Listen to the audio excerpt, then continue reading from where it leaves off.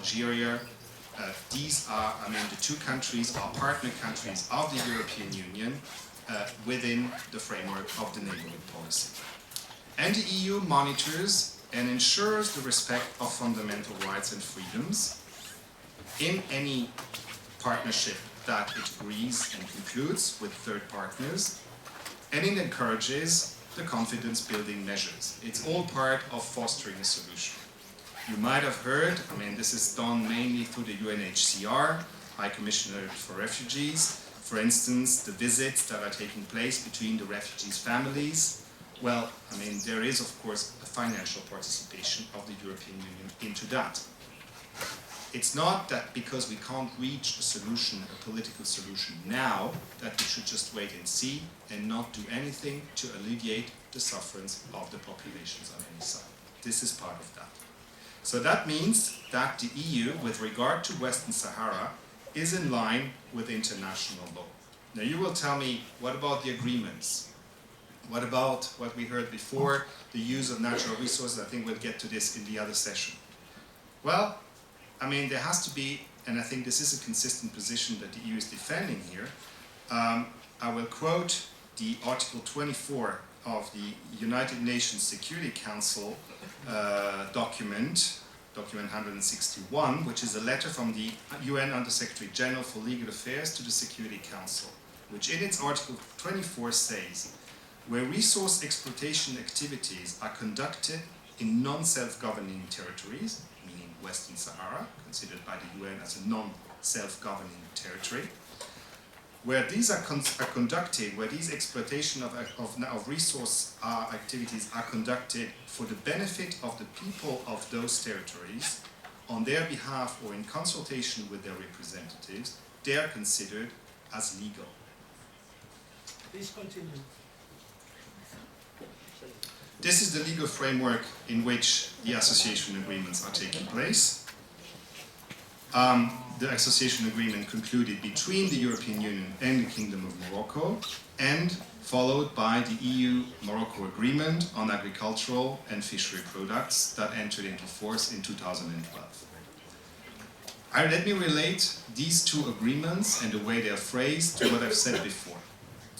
Both have provisions in their texts, Article 2 for the Association Agreement, Article 6 for the Agricultural Agreement, and Article 8, which have a suspension clause, meaning that if there's non-compliance by the third country at stake with those principles, according to the international law, the agreements should be suspended. It also requires from the country at stake, in this case Morocco, to report on the social and economic consequences of the policies at stake. That means there needs to be a serious monitoring mechanism that was put in place, in the framework of the various subcommittees, agriculture, fishery, human rights, that take place regularly between the EU and Morocco, in order to set a clear obligation for Morocco to justify the compliance with international legality and to report about the incidents and the consequences of the policies at stake on the well-being, economic and social of the local populations. This is, of course, dealt with at the level of subcommittees, which can come up to the level of the committee and of the yearly association council, the one with Morocco that will take place in a few weeks' time in this year. The EU, in that sense, addresses regularly the critical issues in those meetings. This is completed by a parliamentary wing. The European Parliament meets on a regular basis in the so-called joint consultation meetings with the Moroccan Parliament. Those issues are put on the table. Human rights issues are discussed there in a very open way. And in that sense, the EU encourages the internal reforms by pointing at where the difficulties are within Morocco, be it the reform of the justice, or be it the issue of advanced regionalization, especially in the provinces of the south.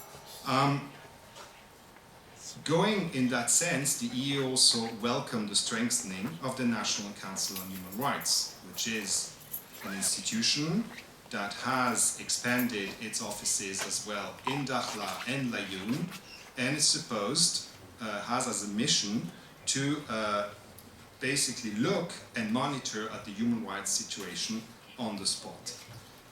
There is, in those discussions, as far as the European Parliament and the Parliament of Morocco are concerned, no taboo. The human rights situation is taken up, be it the one in Western Sahara or the one in the camps around Tindouf. You can see from the annual report by the UN Secretary General's Special Representative that there is, of course, trades of allegations between the two sides. The idea is, of course, that we look at the facts and that these facts are discussed the way they should. So all this is taken up on board. It was, I must say, a lot under the pressure of the European Parliament. I mean, we might get back later in the next session on this issue of why the agreement on agriculture was rejected once and then finally taken on board. Not only because of economic interests, there are always economic interests at stake. The matter is what you do with those economic interests, but also because the feeling of the European Parliament was that the guarantees to ensure the mechanisms I just talked about were not yet completely in. So this has been added on top. Last but not least, and I think it's worth mentioning it, the European Union does not finance cooperation projects on the territory of Western Sahara. The only exceptions that we do finance are projects that deal with human rights. So this leads me to my second part, which will be a bit shorter, which is the more specific role of the European Parliament in this process and the action on the issue. I showed how the European Parliament's concerns have been taken on board in the framework of the implementation of the association agreement and the agriculture/fishery agreements because of the prerogatives that the European Parliament has in the ratification process. We will have, I guess, this afternoon more opportunity to exchange on this with the two members of Parliament who are coming, Mrs. Kienge and Mrs. Schlein. The EP is a political forum, as I said, and therefore discussions tend to be a little bit more open than they are in the Council of Member States setting. What comes out of there beyond the divergences, and I mean there are sympathies because they can be political, they can be national in the European Parliament. What comes out of that is that there is unity in Parliament on the respect of the principle of self-determination. Again, as I said, this can be implemented in a wide array of solutions, which also includes the support for the Moroccan Regional Autonomy Plan. The European Parliament is not a parliament that stays in Brussels and in Strasbourg. It's a parliament that travels. There have been several missions, both to Tindouf and to Laayoune and beyond Laayoune on the territory of Western Sahara. This is something that happens on a regular basis in all legislatures. It's difficult on both sides very often because the topic is so polarized, but it does happen. Actually, my first mission in the European Parliament was a mission to Laayoune when I started back in 2002 on a fact-finding mission. But nevertheless, what the work of the European Parliament is, and what it does, is without preempting any form of final political settlement. We do believe in the Parliament that progress can be made beyond what will be the end final settlement solution. Progress can be made on the economic and social well-being of the population, and progress can be made on the respect of human rights. Again, on both sides. For this, I would like to refer to the report of May 2013. That was a report by Charles Tannock, then adopted as Parliament's resolution. Charles Tannock is a British member from the Conservative Party. He is now the coordinator in the Foreign Affairs Committee. He was re-elected. In his report, Tannock mentions a certain number of issues.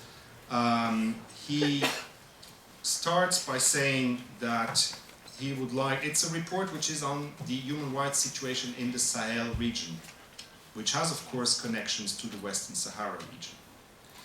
In his paragraph 37, he emphasizes the need for human rights in Western Sahara to be considered without anticipating any final political settlement or expressing a view on such a settlement. So we do disentangle. There's something that matters because it matters for the human being.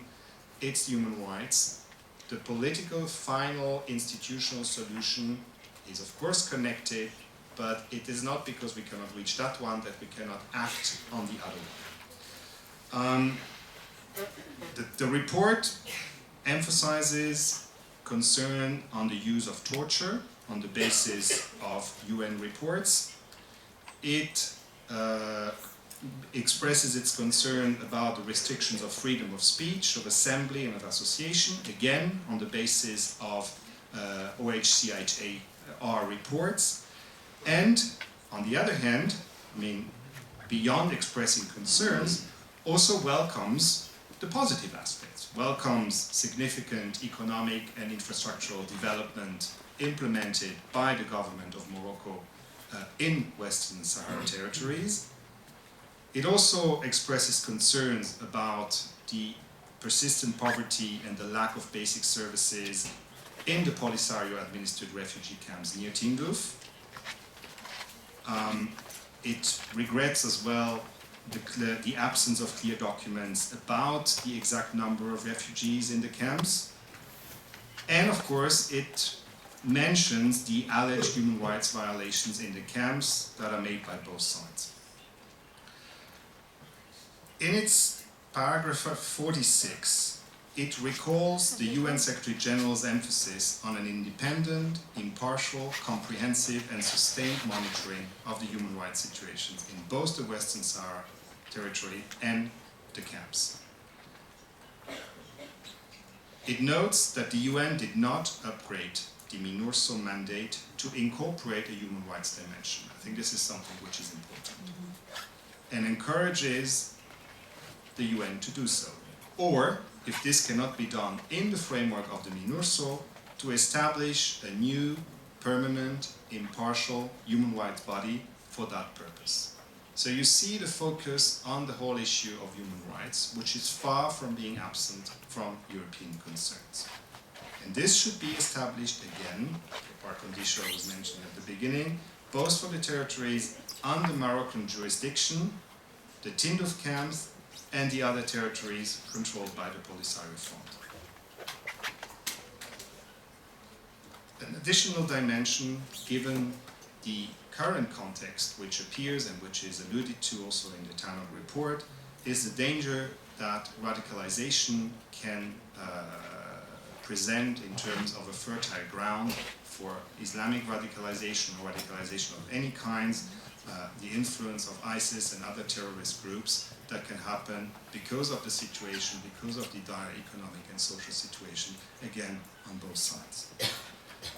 This brings me to a conclusion before we get to the debate, that from the European Parliament in terms of how to approach this issue of Western Sahara, what matters first of all is the dire human situation that has lasted for too long.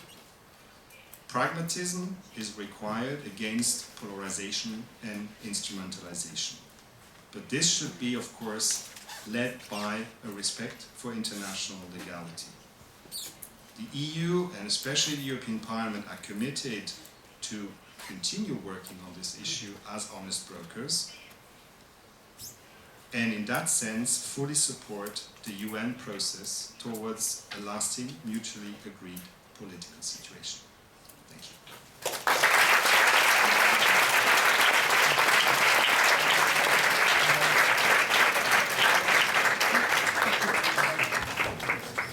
Io ringrazio Alex e volevo ricordare a tutti che un dibattito ci sarà, però nel pomeriggio, quando appunto dopo la tavola rotonda si aprirà un dibattito e quindi tutti i temi anche in discussione questa mattina, le posizioni di questa mattina potranno essere discusse tutte insieme nel pomeriggio.